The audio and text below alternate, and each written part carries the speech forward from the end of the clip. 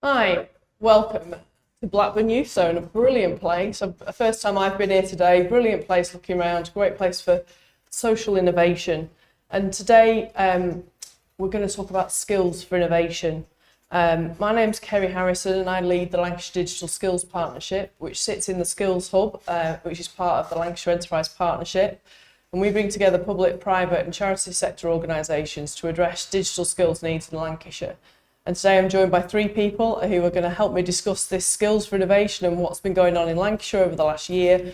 And I'm going to allow them to introduce themselves. So Kay, can we start us off? Hi, my name's Kay Vaughan and I'm the Careers Hub lead for Lancashire.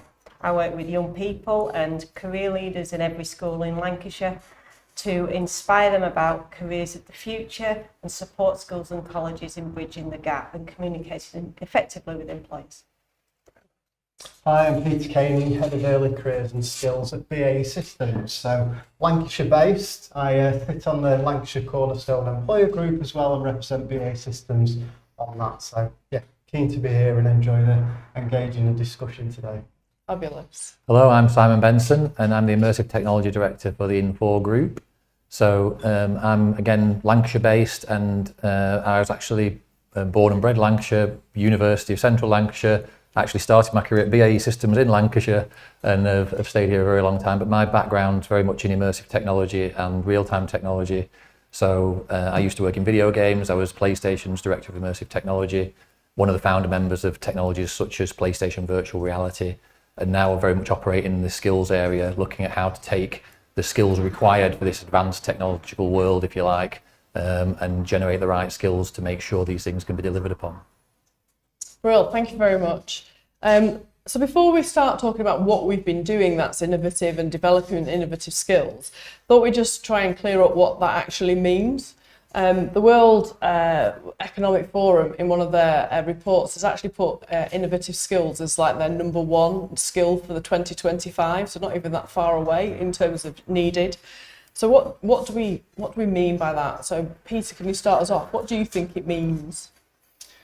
I guess innovative skills for us, and certainly thinking about our young people coming through to BAE Systems, what we want them to have is open minds, be problem solvers, creative thinkers, so that we're seeing more and more in terms of the future skills requirements where technology is taking us, needing to be some really strong human skills, soft skills, and that complement, I guess, the technology that's now and into the future. So very much for us, those creative thinkers, problem solvers, open-minded young people that can, come through and have no fear almost about what the future holds in a digital space.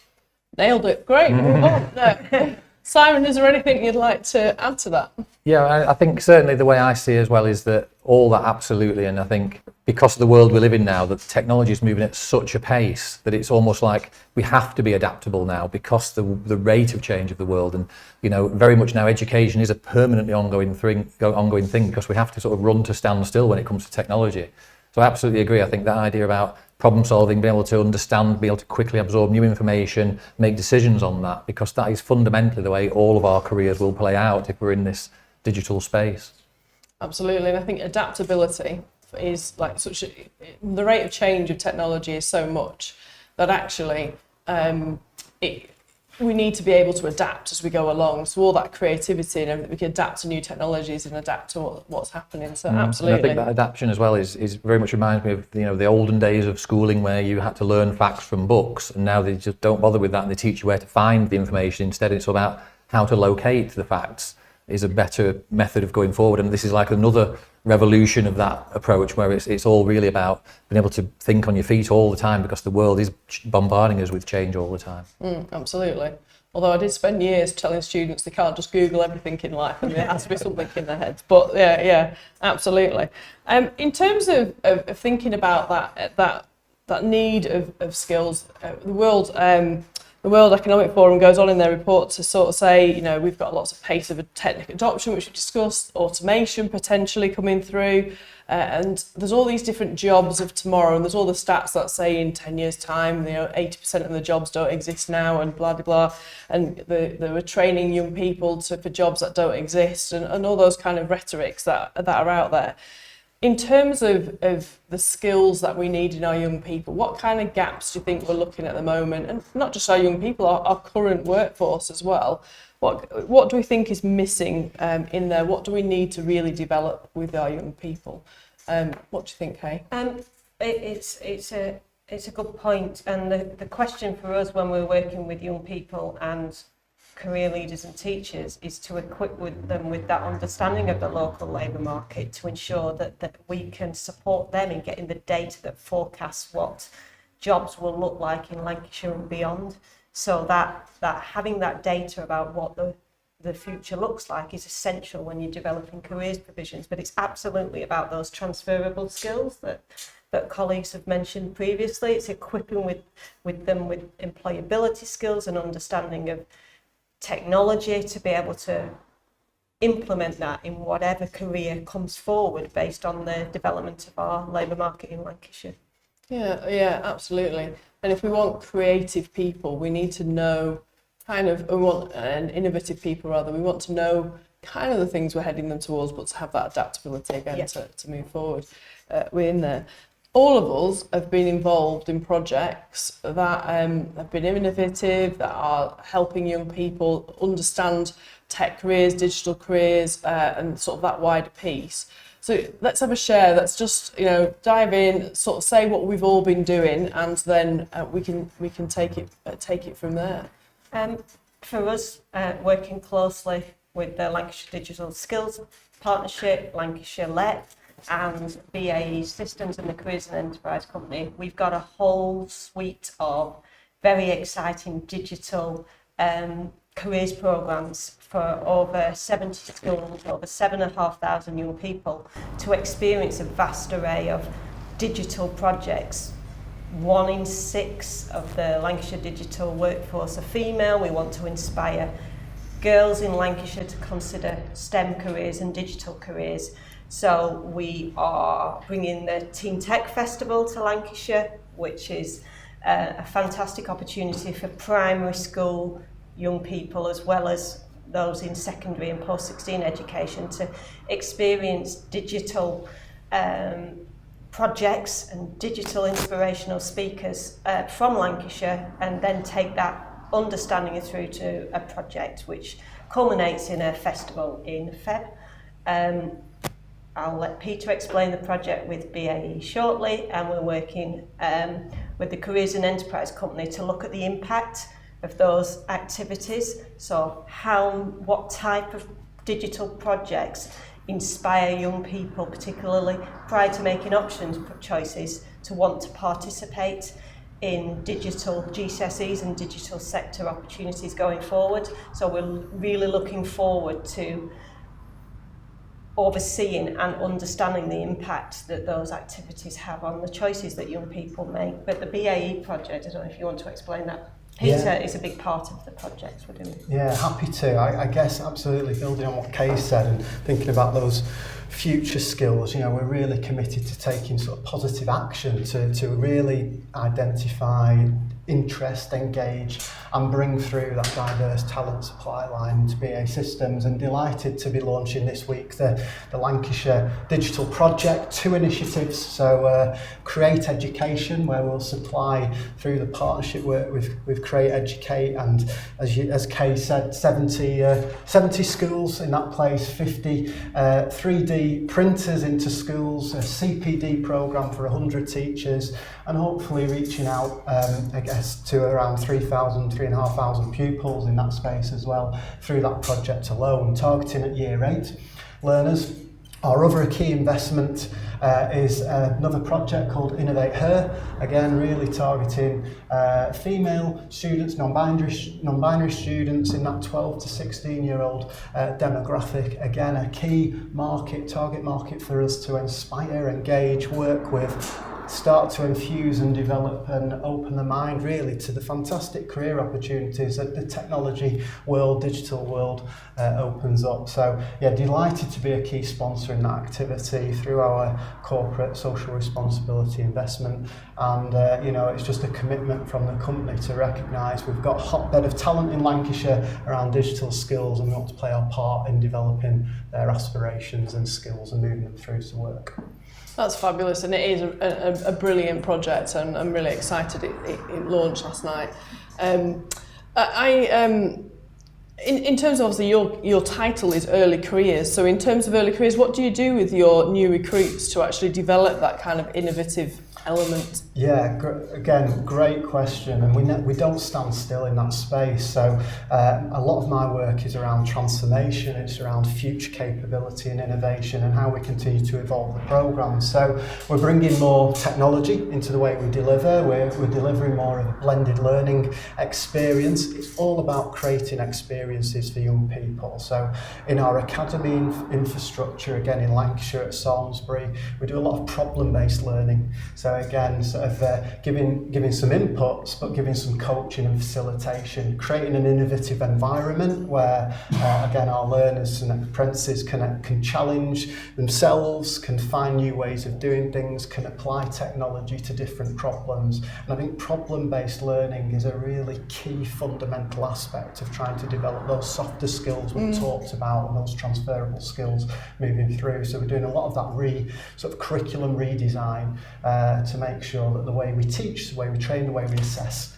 Yeah, it allows people to work in collaboration, to develop communication and those problem-solving skills. So it kind of hits so many boxes, doesn't it, going in that direction? Yeah. Definitely, that's fabulous.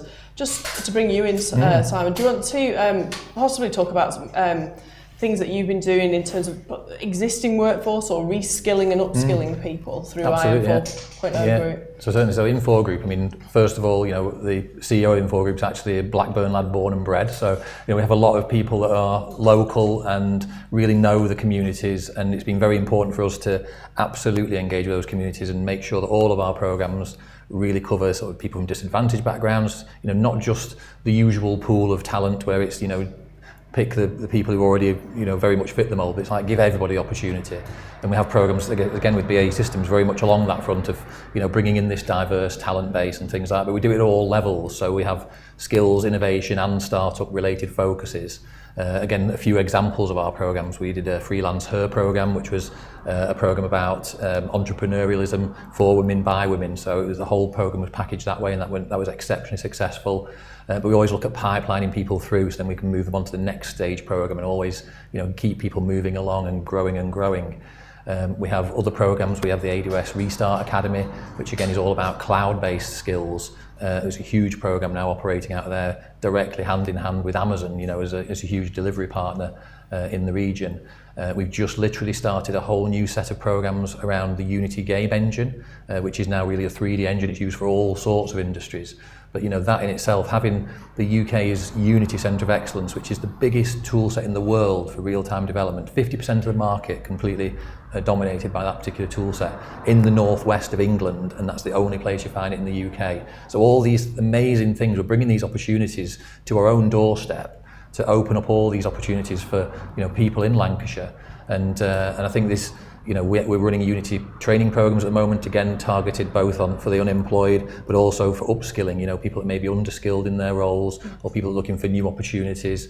But, you know, so we touch it at multiple points really, not just the entry-level skills getting people into work, but all the way through in terms of CPD and lots of other factors. And they're part of the DFE, well, the more recent ones are part of the DFE Skills Bootcamp programme. We've landed a huge DFE fund, you know, £1.2 million to invest in this, and that's a fantastic opportunity to really open doors that, you know, would otherwise have been difficult to open. It's funded lots and lots of opportunity for young people and employed people to, you know, get new starts in new strong careers.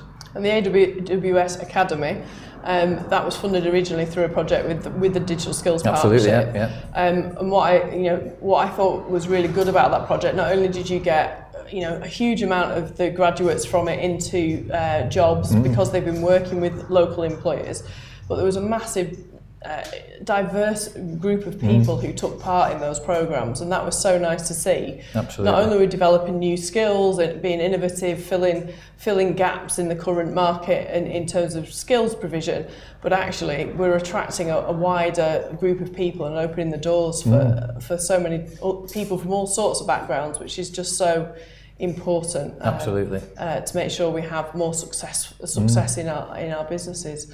Absolutely. In terms of your existing workforce, though, we talked about early careers. How do you keep people up to date then at BAE?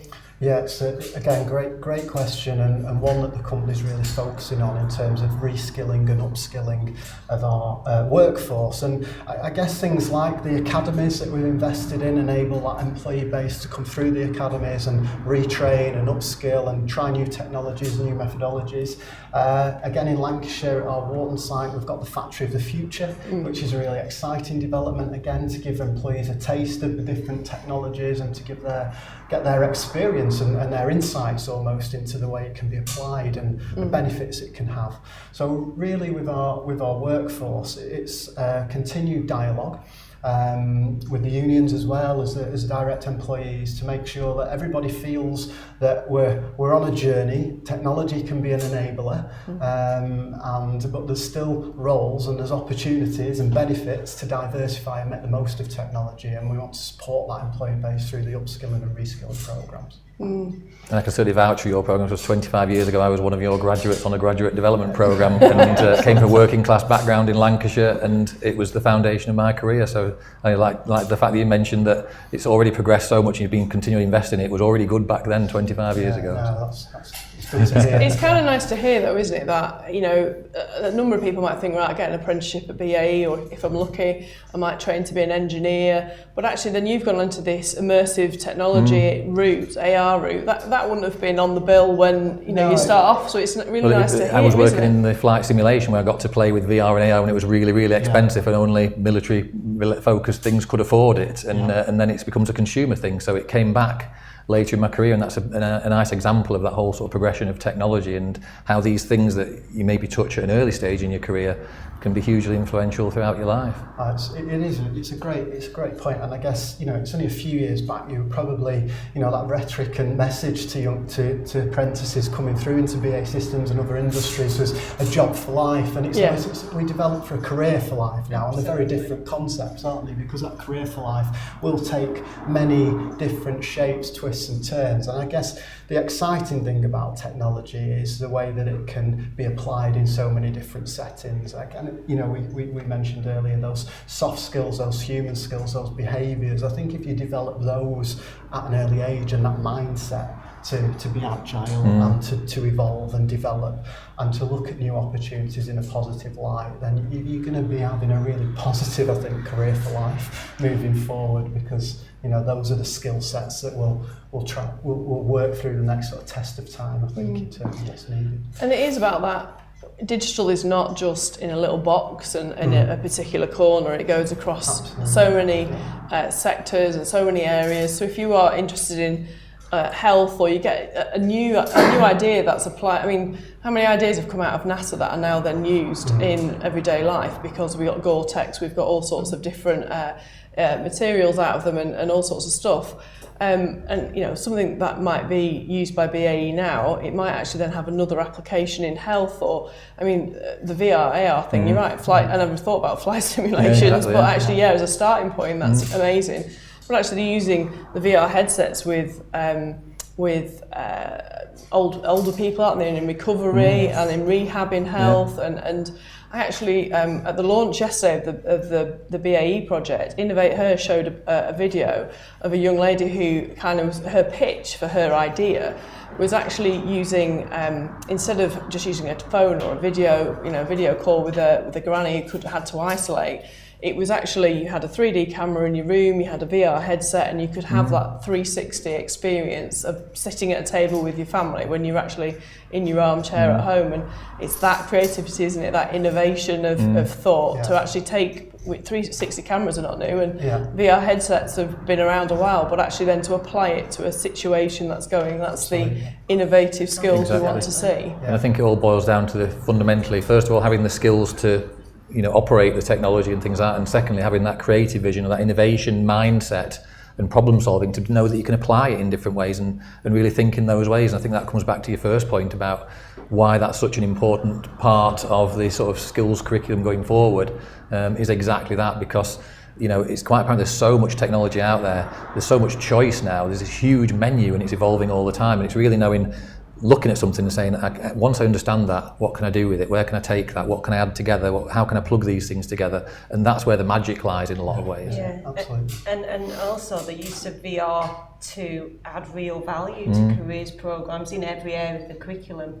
A lot of work has been done recently to enable young people to experience through VR visits to business. Absolutely, yeah. So places that they wouldn't be able to get to, from construction to manufacturing to healthcare settings, being able to see really firsthand through VR the opportunities that are available. And when we're really working to try and help young people understand that digital careers are part of every sector, I can't think of a sector that they wouldn't be part of. So having that capability to understand and develop technology skills is absolutely vital. Even to the extent of just being able to use the technology in the first place is a critical part. Like you say, in that case, you imagine if you are a VR headset owner, you could make every one of your lessons a virtual reality field trip, and the value of field trips in education already noted to be very significant, but there's a significant cost. But with VR, you can just be anywhere at any time. Yeah. But knowing how to use that technology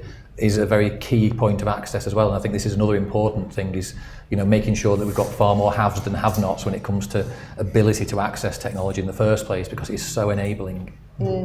I've dabbled in using VR in a classroom. I had people travelling through the heart and the blood system and through the heart and bits of the body, so they could see it. And the wow factor of that, it sticks in your brain, and they can talk about it for a long time afterwards. A huge amplification of engagement, which can help so much with that educational step. Okay, so I guess sort of one of the final discussion points then before we take some questions. If we don't develop people's innovation, what's going to happen?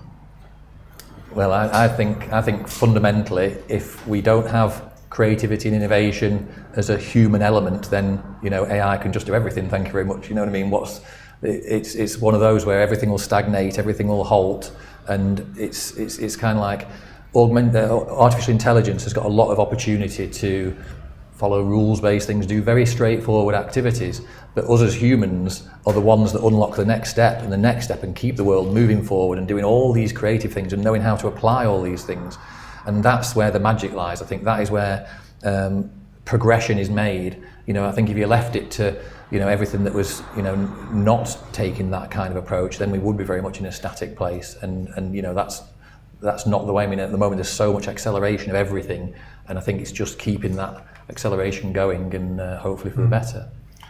Yeah, I totally agree. I mean, technology is an enabler, isn't it? And it's that human interface and that diversity of thought and its application and the what next and how it can evolve further, or what added value can it add in a different context or setting that will make industry thrive and move us through. And certainly from a Lancashire perspective, we're seeing interest and we're seeing growth and we're seeing investment, and obviously there's recognition that we can use that application of technology in the right way and add value and drive things forward. So I guess absolutely to the point made that without the human factor around the technology, its potential just isn't realised, and that's so important. Definitely.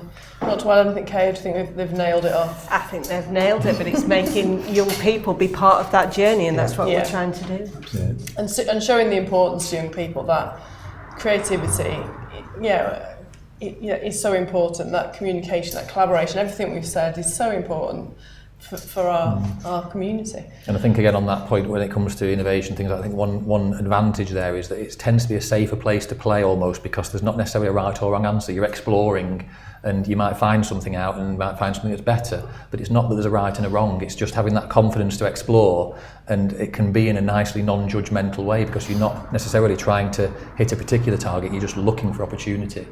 So it makes it a really interesting place to play and encourages creative thinking. And just one other quick contribution, if I may, as well. I guess from BA Systems' perspective, we've got a very strong investment in our apprenticeship programs. Another, thankfully this year, another 800 apprentices coming through. I think, touching 2,500 in learning, another 600 or so graduates. What we are investing in is making sure digital skills is embedded across every apprenticeship programme. So our apprentices, from project management to business administration, human resources, finance, there's digital skills development in everything that we're doing. And I think, to the points made, we can't forget that this is, broader across all aspects of vocation, of industry, of operation of a business. And so sustainability as well with digital skills is something, again, that we're investing heavily in terms of our apprentice experience and mindset and development moving through. Brilliant, absolutely. Always makes me think what you were saying there about, I think someone about a year ago from BA said, we like to teach people to fail fast and move on. And that stuck in my head as we need to make sure young people have the confidence to do that and know it can happen. Absolutely. Great, let's see if we've got any questions in our audience. Thanks, Kerry. It's a popular stream and we've got some questions coming in on the chat, so I'll fire away straight away with them. So the first one, we've got a really pertinent question, I think, for a lot of businesses across the county with some of the support that's out there. How can we support innovation in tech and digital skills in micro SMEs and SMEs across the county where perhaps there's not necessarily the capacity, the training tools available to do so? Well, that's a good question.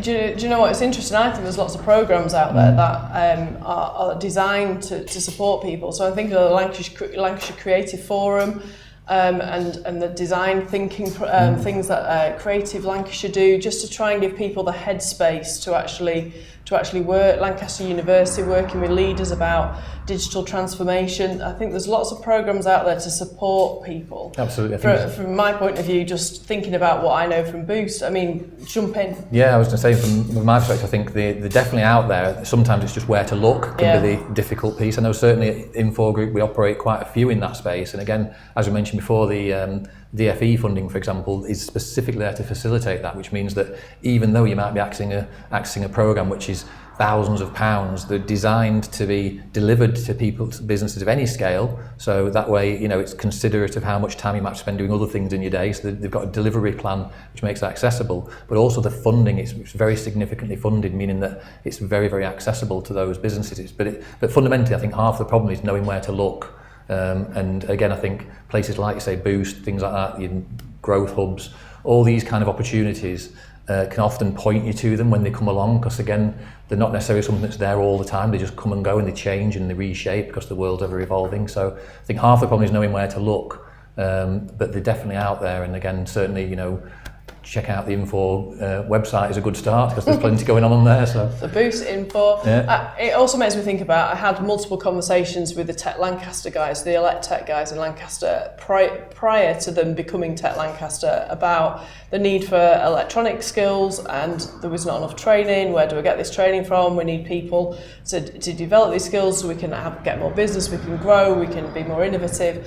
And actually, we managed to support them through the Fast Track project into getting that training and actually getting that opportunity, that funding to work together as a collective to find those skills. So, yeah, it's about, I think, connecting with people. So connecting with the Digital Skills Partnership, Boost, yourselves. I think it's about that connection. Getting on as many mailing lists as you possibly can for anyone that ever offers a course. And one day your course will come round. It's kind of like that. It's definitely out there. Definitely. Brilliant.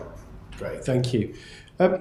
Interested in hearing as well some of the panel's experience. Have you come across any businesses that are really good at promoting innovation internally? Any SMEs out there? Any really good examples? You hear this term entrepreneurship. And what makes a business good at doing that? I think I certainly do. I come from the creative industry myself, so it's kind of absolute sort of the core to most creative businesses. And again, lots of people do this in different ways, but a lot of people gravitate towards that sort of Google model of 20% time, where they literally say to people, they have the confidence to say, you're allowed to spend 20% of your time doing whatever you want, and because people are dedicated to their business, they're always looking for these opportunities, but they're exposed, they know the business. And as a result, they just want to do things that they think are going to be a good thing, and they sometimes surprise the business.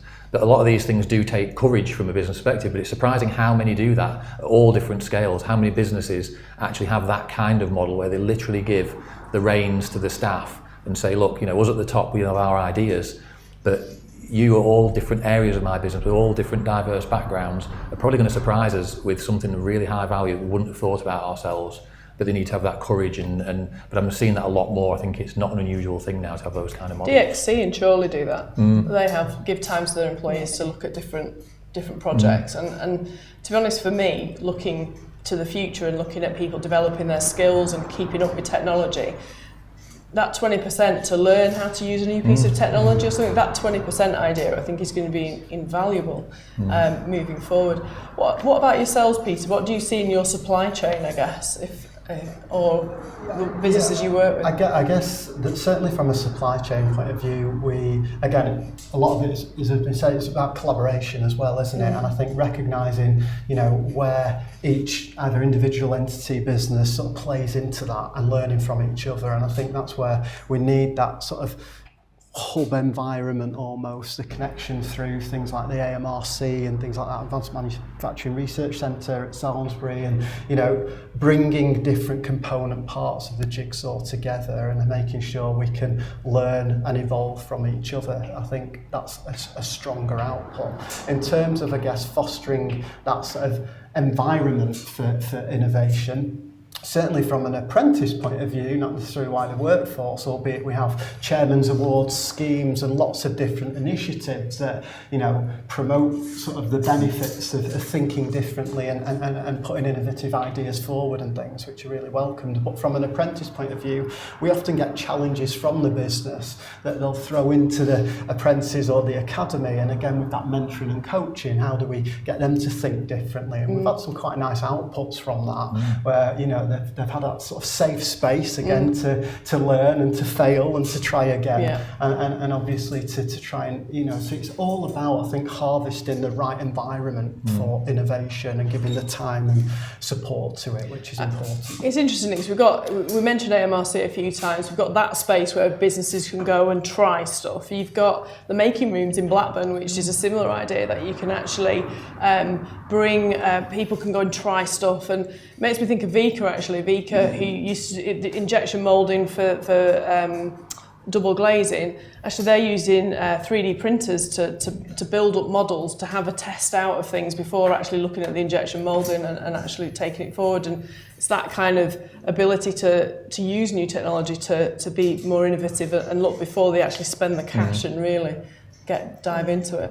And that ability to be innovative is starting in primary schools. There's a fantastic organisation, Primary Engineer, that's encouraging young people to work with graduates at UCLan and across the country with other universities to develop innovative ideas to solve their problems they come up with. There's been a range of disability support equipment. There's a shopping trolley that raises up because their grandparent couldn't unload a shopping trolley just as into their car. There's been some really innovative ideas come forward that graduates have then manufactured as a result of it. It's a national project, and they're based in Burnley, so they have quite a big engagement with primary schools across Lancashire, which is fantastic, developing those innovation skills early. Brilliant. Well, thank you, Simon, Peter and Kay, for that discussion. It's been fabulous. We could go on all day, I think, talking about innovation and the skills and what's going on around the county, because there's just so much happening. So it's really great to be. But thank you for listening to us today, and hopefully you'll listen to more.